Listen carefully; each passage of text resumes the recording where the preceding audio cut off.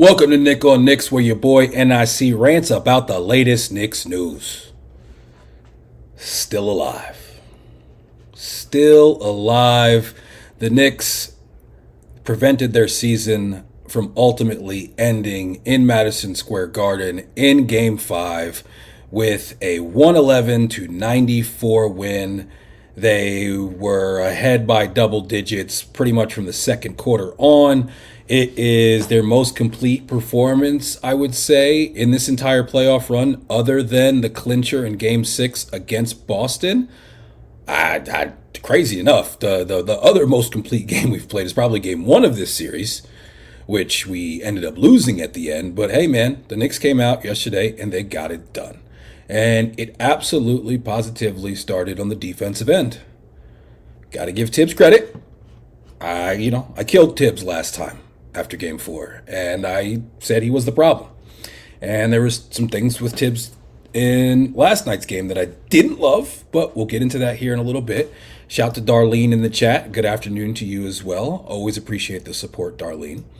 And so if you look at this game from the very beginning, there was a clear adjustment made by Tom Thibodeau and the staff, and that was to not allow the initial entry pass to Tyrese Haliburton so quickly, to guard him and make him work to be able to get that ball inbounded, and then to guard him 94 feet.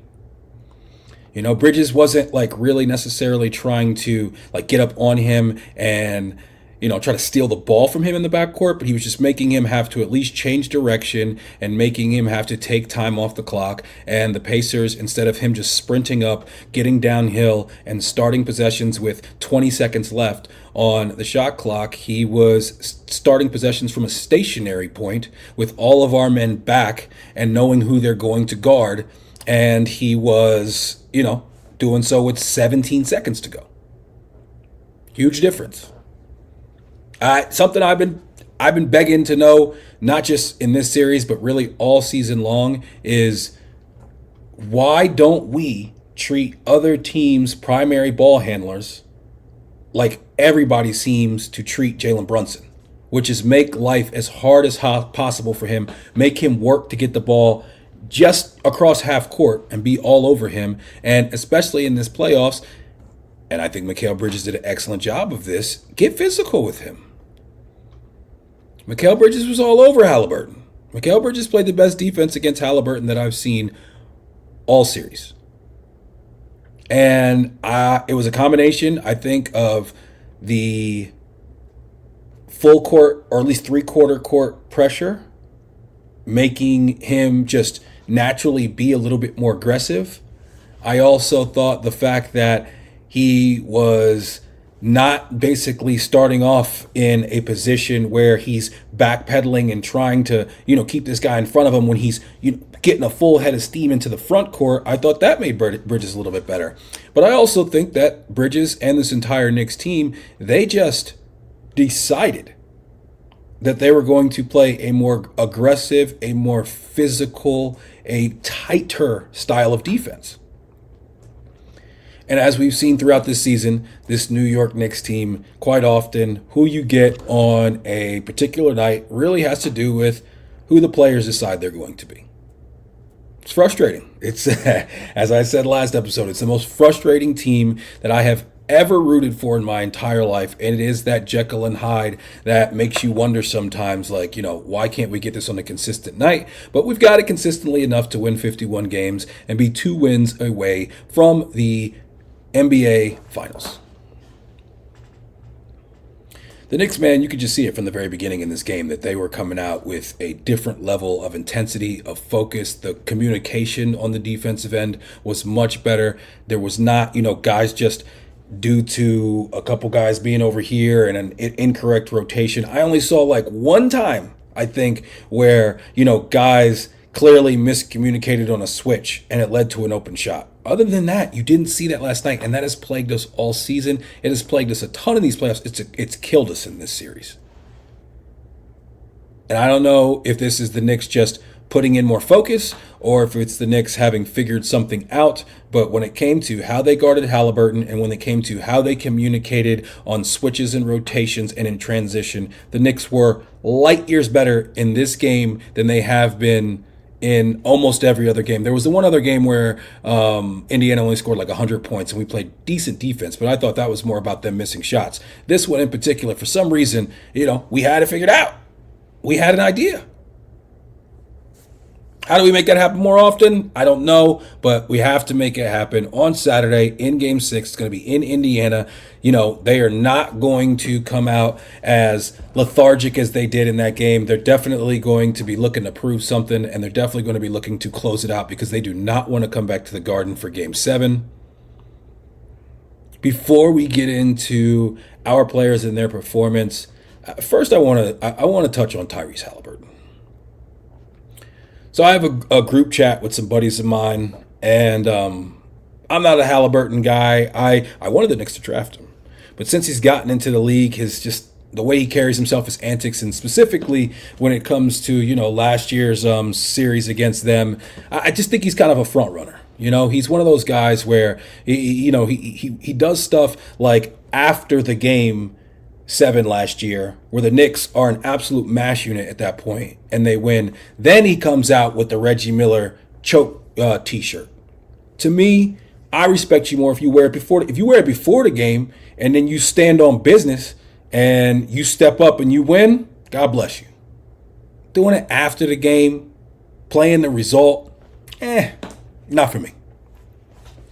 The way as he's walking off the court, he's, doing stuff like saying like, oh, why so quiet? Why so quiet after they win Game 1 in the Garden?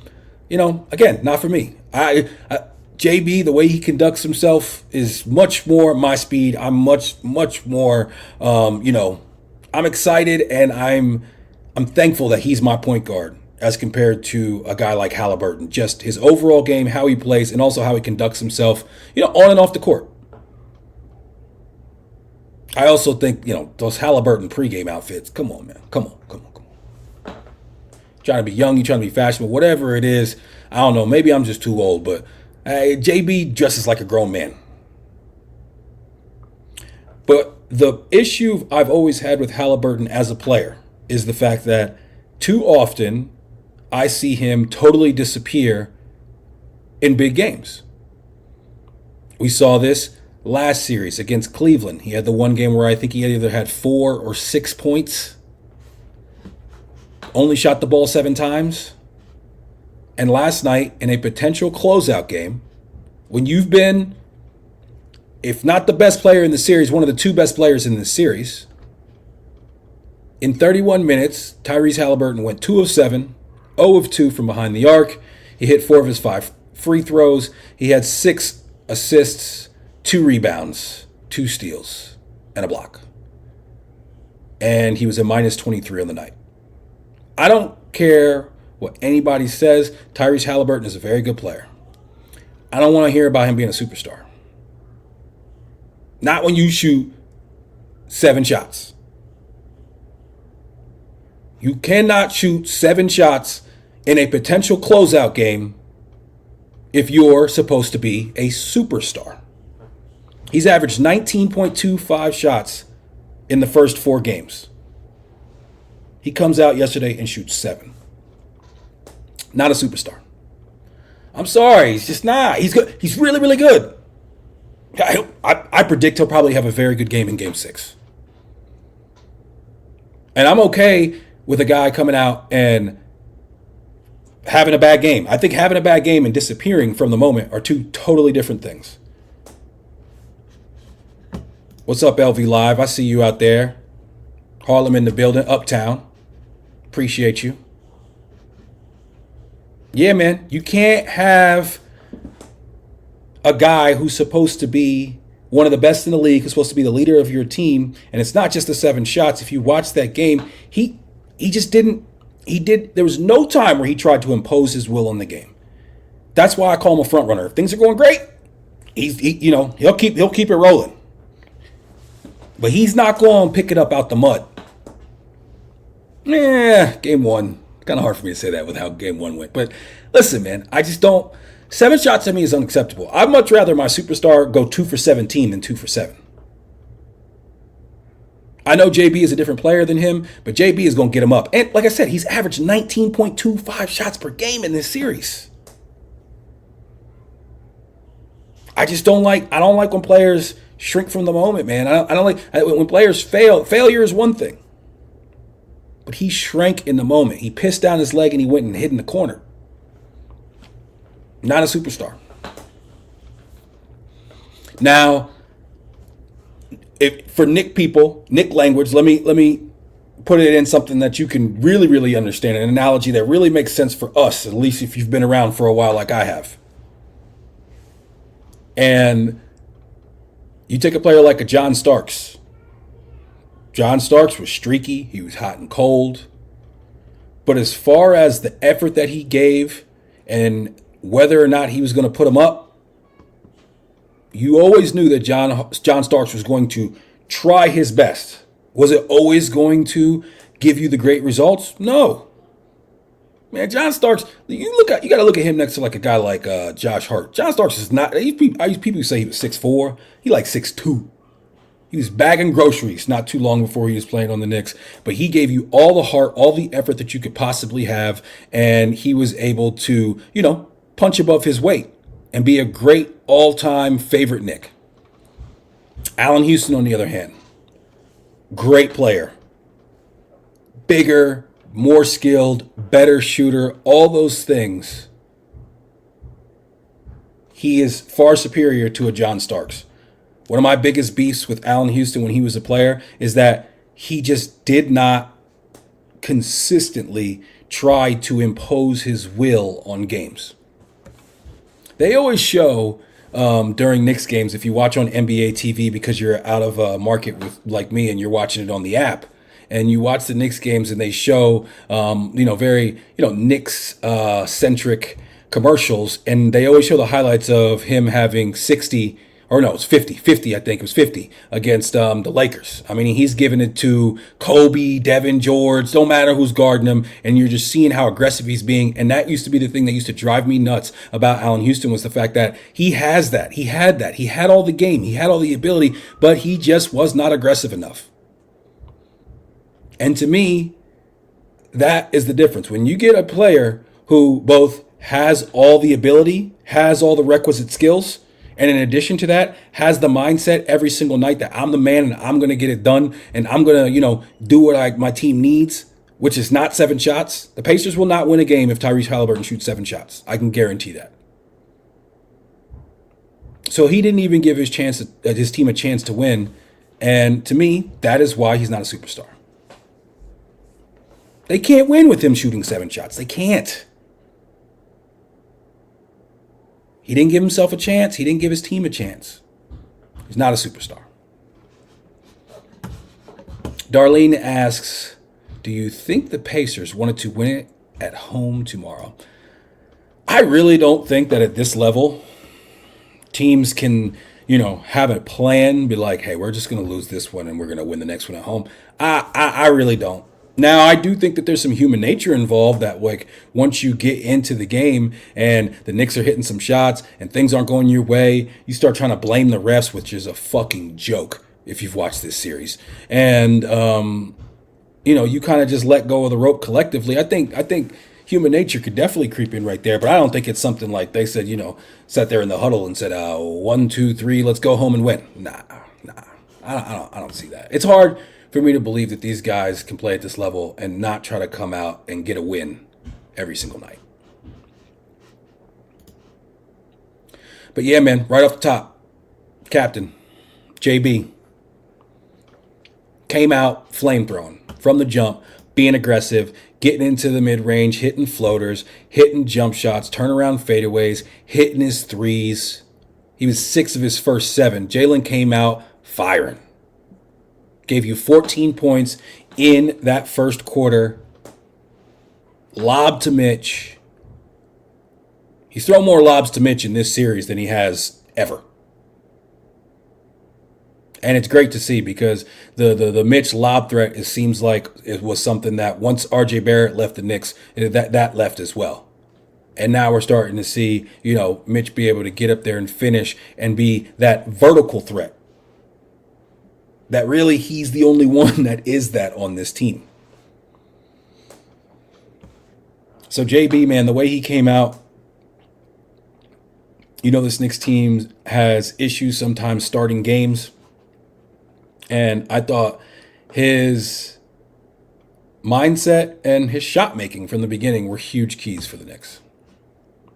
Shout to JB, 12 of 18, 4 of 7 from behind the arc, 5 rebounds, 5 assists, a block. He even had a block. I wonder if they're counting like it was like Neesmith came at him and went up and he like slapped it out of his hands. I wonder if they're counting that as a block. Have to be, because he had no steals. Well, no, we didn't retain possession right there. So I guess they're counting that one as a block. I thought JB he had a good game, man. He played well. There was another play where Haliburton came at him and he went up and JB maybe got a piece there. I just thought that overall, Jalen Brunson, the way he started out this game, when he hits the 2 deep threes, I said to my son as he was dribbling it, I was like, he's about to shoot again. Because you could tell he was feeling it. He had gotten some shots early, he was doing his thing. And then the next thing Brunson did was he set the tone to start the third. What is the other Knicks bugaboo this whole season, but especially in the playoffs? How we start third quarters. Brunson came out cooking.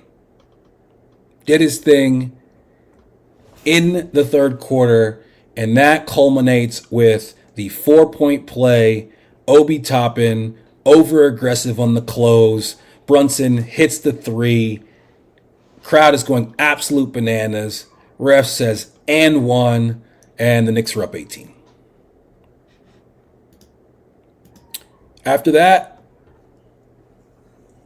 Ben Mathurin comes in, starts getting every single call.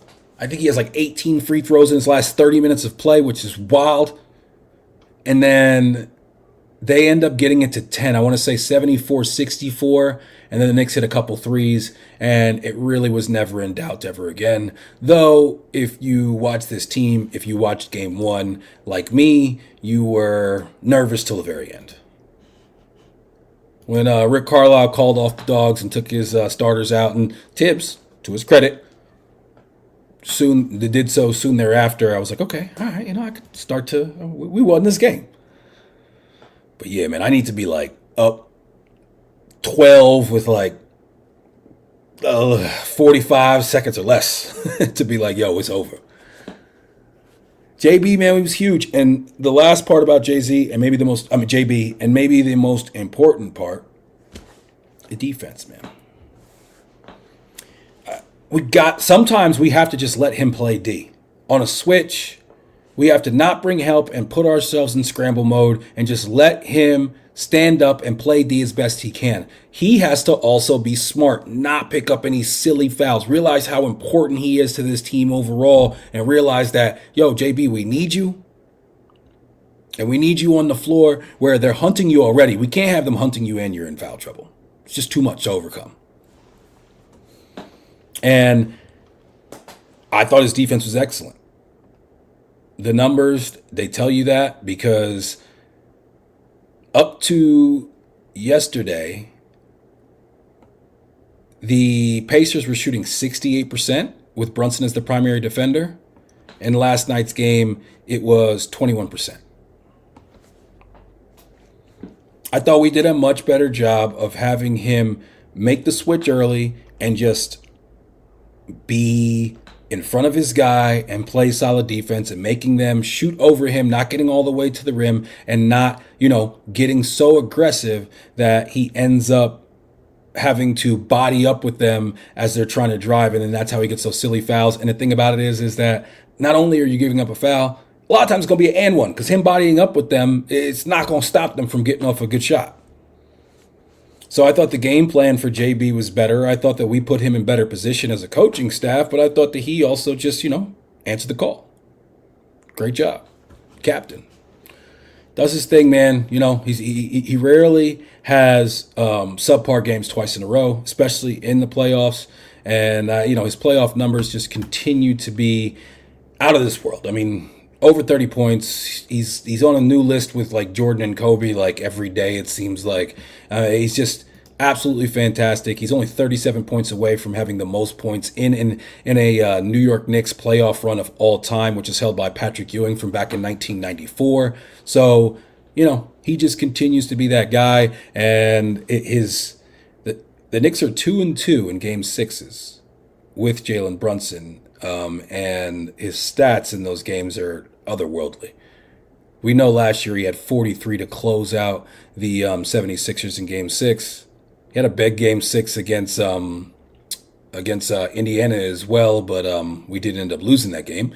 And now, hey, we look at game six on Saturday, and we hope for another Brunson masterpiece. Pacers are going to be better, that's for sure. Darlene, I see your most recent comment. Trust me, we get into both of those things. I promise. So let's talk about Karl Anthony Towns. Hey, man. Great game for Karl Anthony Towns. 35 minutes, 10 of 20. Only 1 of 4 from 3. There was a couple of those that I was sure were going down. But he gives you 13 big rebounds, 3 assists, 1 steal. And he is a team high plus 26 on the night. Cat was electric, man. Cat, with his drives to the basket, no one can stay in front of him. He was getting all the way to the cup, not looking for fouls, going up strong, playing through contact, getting and ones. I think this has been a great series for Cat. Cat gets a lot of flack, but when you look up at the end of the game, you're like, damn, he played pretty well. And he seems like he always has a stint where he basically just carries us. And that was in the second quarter in this game where he has 12 points. JB's on the bench. Tibbs doing a better job of staggering the Cat and JB minutes throughout the game. Doing a better job at that. I'll kill Tibbs, but I'll also give him credit when he does the right thing. And Karl Anthony Towns in that second quarter just took over. And that defensive lineup of DeLon Wright, Deuce, Shamit, OG, Cat. We found something there. That is a great lineup against this team because now you mask Cat and his defensive deficiencies with 4 excellent defenders, good to excellent defenders, and then now on offense we're running everything through Cat, and nobody on that team can hold him. Miles Turner, barbecue chicken. Siakam, barbecue chicken. They cannot hold Karl Anthony Towns at any level. He can shoot over them. He can drive past them. He can finish over them. Cat was the man yesterday, yo. Big game for Cat. 24 points, 13 rebounds, and he did it with force. Now, big issue with Cat, as always. The fouls, bro. Some of the fouls that this Cat commits, man. It's just like, again, what do you think is going to happen when you push this guy with 2 hands in the back in the middle of the floor with nobody around you while he has the ball and the refs are all looking at him? Like, what do you think is going to happen? It's hard to understand how a guy who clearly has a high basketball IQ and knows so much about the game, yet some of his fouls sometimes it's just like, bruh. And it led to him having to come out of the game. And when he picked up his 4th foul, it led to some good minutes from Precious Achiuwa as well when he came in. Mitch was on the bench. Mitch was on the floor. They start doing hack-a-Mitch. Mitch misses his first 2, and then we get him out. We get Precious in, and Precious not only held his own, Precious made a little impact. He only played 5.5 minutes, but yeah, Precious was 1 of 2, and he had a little and 1. Precious. The other thing about Precious is when he's a pretty good matchup to guard Siakam too. I mean, honestly, after OG, he might be our best. I thought that Precious gave us good minutes, but back to Cat, he was just he was great. He was fantastic. Great game by Karl Anthony Towns. And, a week ago, it was like, damn, did the Knicks win the trade? Then you see Julius have like 3 points and, have some bad body language. And then, Cat is out here and he's in 2 of the last 3 games being the reason we win, arguably. 20 points in game 3 in the fourth quarter to bring us back. And then that performance that you see in game 5 in the Garden. Yo, are we back to feeling like the Knicks won the trade? Landry Shamet, man. We're gonna talk about everybody, but you gotta talk about Landry Shamet, yo. Landry Shamet gives you 14 minutes. He goes 2 of 3 from the field, 1 of 2 from 3. He had one shot that he hit, a deep one with his foot on the line. Gives you a rebound, gives you a steal. Landry Shamet was excellent. The defense was excellent from Landry Shamet. He was everywhere. He was switching off to Haliburton, and he was guarding him. He was following T.J. McConnell down to the baseline where he loves to do his best work, and he was staying close to him, not falling for any of his fakes, slapping the ball off of McConnell after he had picked up his dribble down by the baseline. It goes off McConnell's leg. It goes out of bounds. Landry Shamet getting all hype, looking at the crowd, asking for more. The Garden's going bananas. Yo, shout to Landry Shamet. That might have been my favorite moment of the game was when Landry did that. When Landry did that, I stood up at my house and I was like, "Yeah, Landry, yeah, let's go. That's what we are." I was so hyped. So I'm getting the goosebumps now thinking about it. Shamet, man, his defense was excellent. The switch on the Haliburton, he was just moving. He got switched on a Siakam and got a stop and created a turnover, I'm pretty sure. Whew. Landry Shamet was doing his thing. Very, very strong game by Landry. He has to play 10 minutes per game, every game from here on out, however long that may be. And, if he's back next year, we have to continue to find minutes for guys like him and DeLon Wright. Knicks played 10 guys last night. Actually, they played 11 because Huck Porty got 40 seconds at the end. But they had at least 10 guys get 5 minutes or more. DeLon Wright played 10 minutes. Deuce played 18. Precious played 5.5. And Landry had the 14. That's huge, man. That is huge. It is something that Knicks fans have been begging for all season long, is to get a few more minutes for some of these guys off the bench. And the Landry Shamets, the DeLon Wrights of the world are showing you that not only do they deserve a chance, but they can be effective. And they're defending. They're a little bit bigger. Campaign, go sit over there and, do a dance or some shit. DeLon Wright is a professional basketball player. You know what you're going to get from him. Is he going to hit a ton of threes? No. Might he miss a layup? Yes. But he plays solid D. He doesn't turn the ball over. He's not just doing silly shit like Campaign is. And DeLon Wright is a guy like, if he can be, a guy off the bench who gets minutes here and there, I'm okay with that.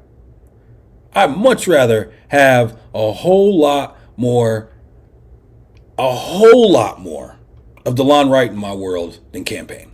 No doubt. Nostalgic Nick, what up? I see you. Appreciate you, brother. Appreciate you. Hey, man, look. The Knicks found a way. The Knicks gave us at least one more game to cheer them on. They're down 3-2. Feels a lot better than 3-1. They're going to Indiana. It's going to be a tough test. The Pacers are going to come out firing on all cylinders. I am sure of it, that they are going to be just ready to go from the jump. They're going to be embarrassed by how that went. Hey, think about what happened last round with us against the Celtics. Oh, we go to Boston, they smack us. The Knicks came right back and they played their most complete game of the postseason. So it's really going to be about how this game begins, in my opinion, as far as the us being able to take that first punch and then respond. And it's going to be about the adjustments that are made in between game, because did we figure something out with the full court defense? Did we figure something out with how we were guarding the pick and rolls and how we're communicating? Or was it just one of those things where we just decided on this particular night to give the needed effort in a game of this magnitude? I hope we did figure something out. With this team, you never know. You never know what you're going to get on a nightly basis. You never know what is us, playing to the best of our ability and us schematically being in the right place and, doing things that are going to be advantageous and be able to accentuate all of our good attributes. And then there's other times where it's just like, doesn't matter what type of game plan you have, doesn't matter what kind of matchup it is, if you come out and you play uninspired. Our backs are against the wall. You would think that there would be nothing that would make you play with more desperation than the possibility of ending your season. And we saw that in this game. We have to see it in every game moving forward, however many there may be. Hopefully we got another 6 wins in us. Josh Hart. It's a tough one with Josh because I have contended for quite some time that he should come off the bench and that Josh should be about a 27 to 30 minute player per game. Pretty much what we're seeing is that Josh Hart, now that he's moved to the bench, once he gets brought into the game, he's not coming out. Tibbs loves this guy. He won't take him out. I was screaming at the TV at the beginning of the fourth quarter, you have to get Josh Hart out of the game. Josh Hart has to understand something. If he wants to get into the paint, jump up in the air, and then try to kick it out to the corner or to a three-point shooter on the wing, teams have seen the book on you. They know that that's what you like to do, and they are snatching that thing, and it's a jailbreak the other way. You have to stop doing it. You have to. Stop doing that. The turnovers are absolutely killing us, especially against this Pacers team who everybody knows loves to run. So therefore, if you want to, just go ahead and basically make an outlet pass for their fast break, if I'm the coach, you do that come sit next to me. But Tibbs will not go away from this guy, man. He won't do it. I think that one of the most egregious things that Tibbs has ever done as a coach is in Game 4, where he had Josh Hart play 36 minutes with the way that he was playing, which last night was more of what you expect from Josh Hart. He giveth and taketh away. He had some plays that were real tough, but then, he had some huge plays down the stretch as well yesterday. He went on a little mini 5-0 run himself. He gets an and one, misses the free throw, and then he ends up getting another 2 free throws and a bucket in between there on a layup. And really, that's one of the things. He's got to be, when he gets into the paint, he's got to be aggressive and try to finish. And stop with this up in the air trying to pass the ball bullshit. What does Clyde always say? Cardinal sin of passing is to leave your feet. And I know that sometimes he does that with some success, but I think it's like a baseball player when he first gets into the major leagues and he's a good hitter and he spends some time. They get the book on you and then they make an adjustment, and then it's time for you to make an adjustment to that. Josh, it's time for you to make an adjustment to that.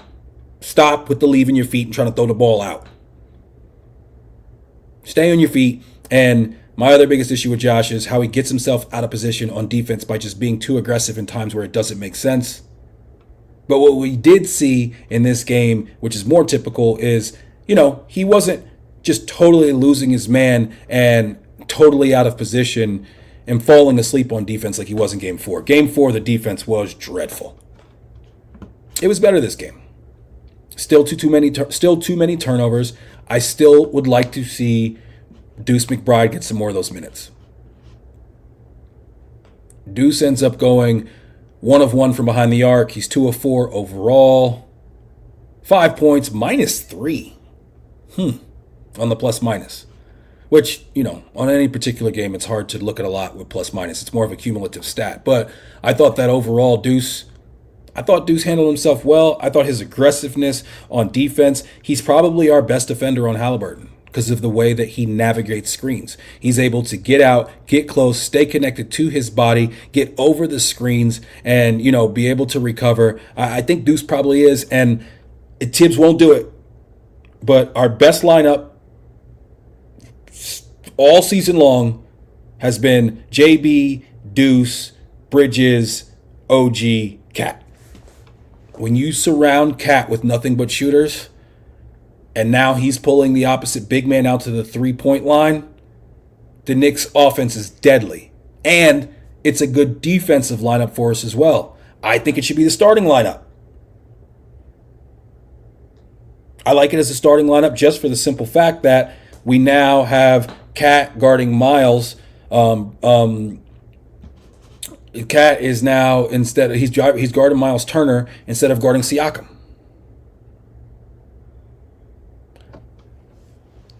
I think that Josh Hart being out of the starting lineup is good either way. I would love it if it was Deuce that replaced him instead of Mitch. And one of the reasons for that is that we now basically are seeing Mitch play the full first and the full third quarter and nothing of the second and nothing of the fourth. Don't love that. Because when he's in the game, he's so impactful. I thought Mitch had a real tough one in Game 4. In Game 5, he was excellent. The defense, he was all over the place.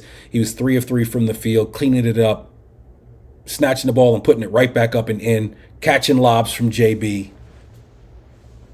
I mean, Mitchell Robinson only had 6 rebounds, only 1 offensive rebound, which typically that is, that's way below his standards in 20 minutes of play. But he had 1 steal, he had 2 blocks, and just overall, Mitch's, his overall just impact on the game when he's guarding Miles Turner out at the 3-point line and Miles Turner can't do nothing with it. When he is tossing Halle Berry's shot into the 3rd or 4th row, when he is chasing guys down full court after turnovers to erase the turnover, man, I love Mitch, man. I love Mitch. I'll admit, listen, one thing about me, when I say some shit, I have no problem apologizing saying I'm wrong. I've learned to apologize at the age of 40 in my life, and it makes life a lot easier to just say, hey, you know what, I was wrong on this one. I've always loved Mitch and his impact. I've always had, misgivings, rightfully so, about his ability to stay on the court. And so, with that being the case, I feel like, around the trade deadline, hey, man, we might need to, if we can move him to get somebody who is going to be available consistently in the playoffs, that might be something that we should look to do. I was wrong. Because Mitch is not only healthy, but he's looking like the best version of Mitch, where he's a, top 10 center probably in this league with the way that he can impact the game. His defense, his switch ability, him being a vertical threat with the lob, and the offensive rebounding. Bravo, Mitch. Great game for you.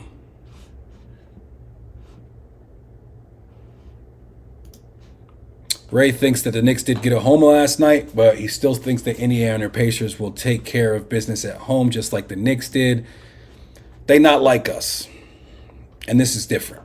It's different for a lot of reasons, but one of the reasons is, the Knicks have played very well on the road. The Knicks have now won 2 out of the last 3 games of this series. They were the better team for a lot of the game in Game 1. No excuses. The Pacers came back. They won. They deserved the win. But I feel like this Knicks team now should be getting a little bit of confidence. And I mean, the blueprint is there. If the Knicks come out and they play the way that they can, if these two teams both play their best, the Knicks win. The hard part about being a Knicks fan this entire season is that there is such a roller coaster as far as which Knicks team you're going to get on a given night. So we'll see on Saturday. We shall see. I've gotten to the point where I'm like, I'm never super confident with this team. I hope. I may think. But I'm not like, oh, they're definitely going to. No. Because there's too many times where I've felt that way, and I've been wrong. Man, shout out to Tibbs, man. He made some adjustments. There are definitely some things that, like I said, I'd like to see some more Deuce. I'd like to see some less Josh. The former, the OG starting lineup with Josh Hart, along with JB, Bridges, OG, and Cat. It seems like that's what Tibbs goes with, man. In the fourth quarter, that's what he's going with. Like Darlene is saying right here. I could see some more. I need to see Mitch in the fourth some more. He's too impactful. Get him in there early when they don't want to do the hack of Mitch because it's just going to get you into the penalty. And then in that middle time where they can do it, maybe take him out then, and then put him back in for those last 3 minutes when they can't do the hack of Mitch anymore. The whole hack player thing, I think they should do it like college. Stan Van Gundy has been a nightmare to listen to this entire series. There was more than a few times that I was agreeing with him last night. First of all, on the whole, hacking players. Also, when it comes to the Knicks, man, at one point in that third quarter, they start turning down layups for threes. One time, JB had what could have been an attempt that he makes all the time, and he kicked it out to Josh Hart at the top of the key. And I was like, yo, what are we doing? We have the lead. Can we please take layups and not be kicking them out to guys so they can shoot threes? We're not the Celtics, yo. The Knicks dominated the points in the paint yesterday. What was the final number? It's like 60-something, 30-something. Let me look it up real quick. Because the Knicks, I thought yesterday, the way that they attacked the paint and the way they finished in the paint is something that I've been, screaming for more of all season. Bridges even a couple times, attempted layups. Which, sometimes with Bridges, man, that cat will dribble himself out of a layup to take a tough fadeaway way too often for my liking. We outscored the Pacers 60-34 in the paint yesterday. We're the more aggressive team.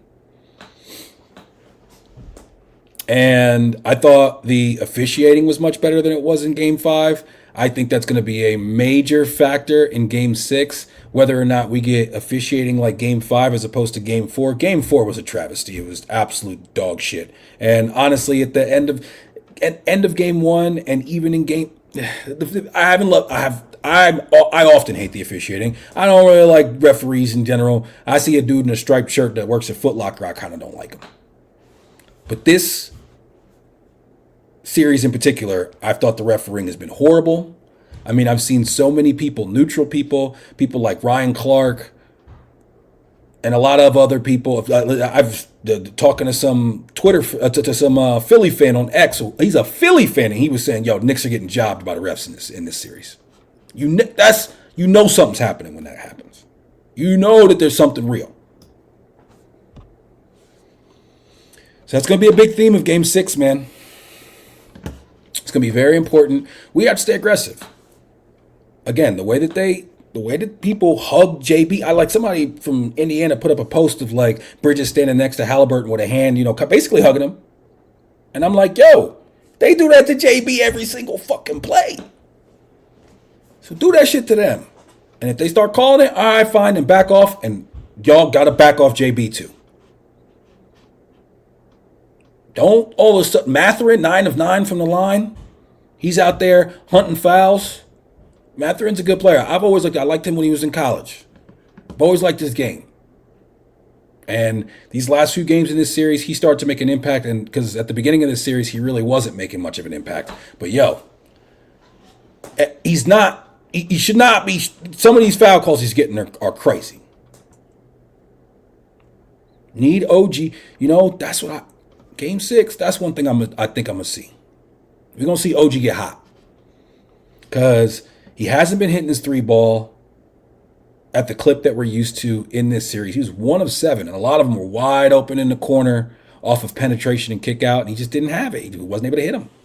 He did have 3 big steals. He had some times where he was guarding Haliburton. He had some great switches. He had some great recoveries on Siakam. Siakam, who got a little testy with we got a little testy with one of the reporters after the game. Was basically asking them like, because he said like, they played harder than we did, and the reporter was like, how does that happen in the playoffs? And he tried to give like just a generic answer. The reporter continued to press him on it, and then Siakam got a little bit pissed. And said, "Who is this guy?" I thought that was funny. Hopefully, Siakam's a little bit rattled. Siakam ends up with 15 points on 5 of 13, 1 of 3 from behind the arc, and I really think that the way that we were pressuring Haliburton led to a tougher experience from Siakam. Siakam is a player, man, like, he likes to get down the floor quick, get to a spot, get the ball, move quick. Like when you slow the game down and you make him deal with like a defense that is a guy in front of him and a wall of players behind him, he's not as good. The biggest thing with the Knicks, first of all, it helps when you make shots, when you shoot well. When you shoot well, you're going to have a much better chance of guarding this Indiana team because they're not rebounding the ball and running it up the floor. Yesterday, the Knicks shot almost 50%, 49.4%. Still have not gotten hot from 3, only shooting 27%. But when you make shots and when you pressure Haliburton in the backcourt and therefore make him bring the ball in and bring the ball up, having to change directions. Now it's 17 seconds and the defense is set. That is a much, much better recipe for winning for the Knicks, and it affects everybody. Miles Turner, 5 points in 24 minutes. He's 2 of 3, but again, we're not letting them get us where we're scrambling and now it's been kicked out to him. He's wide open or he's, cutting and getting dunks. No. None of that last night. And Kevin, just like he said, where's that comment at? Can the Knicks play defense like that again? That's the question, Kev. That's what it comes down to, Kev. Can they come out and can they play that level of defense? Can they come out with that level of intensity? Can they be that level of physical and in your face again? They need to do it 2 more times. We know they can, will they? Bridges was more aggressive on offense and on defense. He was hunting the middies. He wasn't hitting them as much as I would like, but he was hitting them. He hit a few. He was 0 for 3 from the 3-point line, and he was 6 of 12 overall. So that means that he was 6 of 9 from inside the arc. You got to take it, right? I'll take it. I like it when he shoots a little bit more, but I thought he didn't force it. I thought that we didn't force it to him. I like to make sure that we get him involved. I thought in game 4, there was times where we were forcing it to him too much, especially in that fourth quarter where we were basically just running everything as a 3 for Bridges, it seemed like, and JB was being very passive, giving up the ball and only put up 4 shots. That's not the way that we win.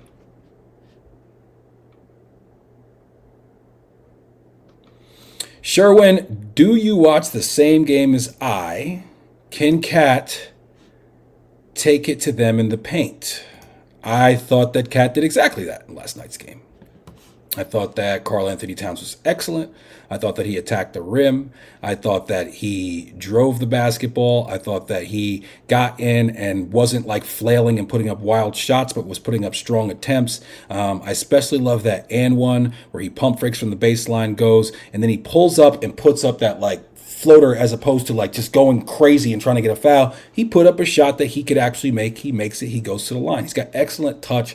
I got Cat, my only issue with you is some of the stupid fouls. And then in the post game, he comes out with the chancletas, which was hilarious. They was talking about his feet.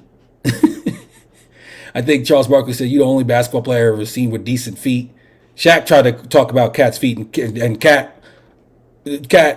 very appropriately said, "Shaq, chill." Because if you ever seen a picture of Shaq's feet, it'll haunt your dreams. But I thought that, Cat came out and he did his thing, man. He played well.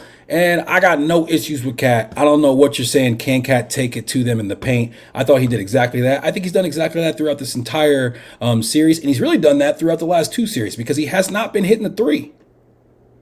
He has not been hitting the three. So a lot of Cat's makes have been him just going to the paint and doing his thing.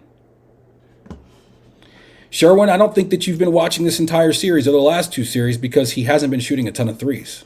He hasn't been. You say we won because most of Cat's shots was in the paint. Most of his shots were in the paint. It's been that way for most of this series and the last two, honestly. Shout out to my guy, Jeff Johnson. He's a contributor over there on Nick's Film School. And he put up a picture of Cat doing the post game with Charles Barkley and, Kenny and EJ and Shaq on the TNT crew. And he said, Cat got the chancletas on in the post game. Dominicans up 100. Hilarious. I thought the same thing when I saw him with the chancletas. I was like, yo, he really is just a Dominican dude. From Jersey. Shout out to Cat, man. Me and Cat grew up very close to each other in New Jersey. I'm a Central Jersey guy. And it's funny when people like talk about how like, oh, he's turning on this accent. He's turning it off. First of all, anybody who wants to talk about how zesty Cat is, he's a Dominican dude. If you didn't grow up around Dominican dudes, because that's just their flavor, yo. That's their flavor. And you don't watch baseball, because look at the Dominican dudes in baseball. They're a little more flamboyant than, some other ethnicities. Let's put it that way. And as far as the whole like changing up and sometimes using more New York accent, more East Coast accent. If you're from the East Coast and you've ever moved away, you know that sometimes you kind of slip in and out of that shit. Sometimes it's, depending on how you feeling that day, depending on what you're talking about, who you're talking to, it comes out a little bit more. So I'm not hating on Cat for that. And also, any of you cats who are out here talking about Cat, Karl Anthony Towns, and his zestiness. Have you seen Jordan Woods? He's doing okay. He's doing all right. All right. So before you hate, maybe look at your significant other and ask yourself who's doing better. Hey, shout to Chuck and Shaq for calling Cat out for the stupid fouls in the postgame. Cat saying he has to do better. The more people that we can have getting in his ear, letting him know that these are stupid fouls, they make no sense. When they brought up when he grabbed Miles Turner's hand and wrist, like, bruh, what did you think was going to happen? That was in Game 4. Out in the middle of the floor, you grab this guy's hand and wrist. What do you think? They can't not call that. So he's got to stop getting himself in trouble with those stupid fouls. And shout to Chuck and shout to Shaq, who really I can't stand overall, but shout to them for calling him out on that, because we need as many people as we can drilling that into his head. Cat, please stop. Please stop with the stupid fouls. We need you. You're too important. Cat was questionable in the game. According to Jay Williams and Wilbon, they were talking to, Cat's people before the game, and they weren't sure if Cat was going to be able to play. And so Cat comes out there, questionable, and the one thing that was not in question was his impact on that game last night. He was excellent. And make sure I'm not forgetting anybody. DeLon Wright, he's 0 for 4. He's 0 for 3 from behind the arc. He misses a layup after getting a steal. Yeah, would I like him to finish that layup? Sure. Would I like him to hit a 3 or 2? Sure. But DeLon Wright gives you good professional minutes, man. He plays hard. He plays smart. I've been screaming since the regular season that I think he should be getting all of Campaign's minutes. Campaign has been absolutely drilled to the bench, and it clearly has helped the Knicks. DeLon Wright is, I think, just a more solid, just better player. Campaign can occasionally give you a night where, he's flamethrowing and he makes a big impact. But if you just need solid backup minutes on a night-to-night basis, DeLon Wright's a better player. Huck Porty even got in the game, got himself a dunk off of a pick and roll with Deuce. Deuce gives him a little wraparound pass, spin move, boom. Everybody liked that. Everybody likes seeing Huck Porty get some minutes. That's the second time he's gotten in the game. He got in the game against Boston as well, I think in Game 6. And yeah, man, that's everybody, man. We covered everybody. We covered the coach. We covered Halle Berry and his disappearing act. And game 6 is going to be a tough one. They are going to come out very, very motivated. What I hope for is that early on the Knicks are just hitting some shots. We get some 3 balls to fall. And we can get control of this game and not let it just, be an avalanche from the very beginning. And then I have faith that down the stretch, if it's close, the Knicks will be able to figure out a way to get back to the Garden for Game 7 Monday night. But we're not even talking about Game 7. Right, last night, right before the game started, I went on X. Follow me on X, by the way, Nic On Knicks. If you're watching this on X right now, appreciate you, appreciate the love. If you're watching this on the replay on X or on YouTube, then please throw some comments in there. Let me know you're out there, you're living. Yo, Kev, where you at, Kev? Kev, number 1 fan. I ain't seen you in a little bit, man. Yeah, I'm just checking on you, man. I know people got lives still, I'm just checking on you. If you're out there, give me a comment. Let me know you're all right. But yeah, man, Game 6, Saturday, 8 o'clock Eastern. Like I said on X yesterday, get 1. And that's what it's going to be for the rest of this series. Saturday, go out and get 1. And then we'll worry about whatever happens after that. Please, Knicks, please. We keep getting Jekyll and Hyde. Come out with the intensity, man. Come out with that intensity. Come out with that fire, with that New York City grit from the jump. You're not always going to hit shots. Things aren't always going to go your way. But the way that you play, the attitude that you play with, the level of seriousness that you play with is something that is very much under your control. Control what you can. Come out on Saturday. And let's get 1 more in Indy. Bring it back to the Garden. It's your boy Nic On Knicks.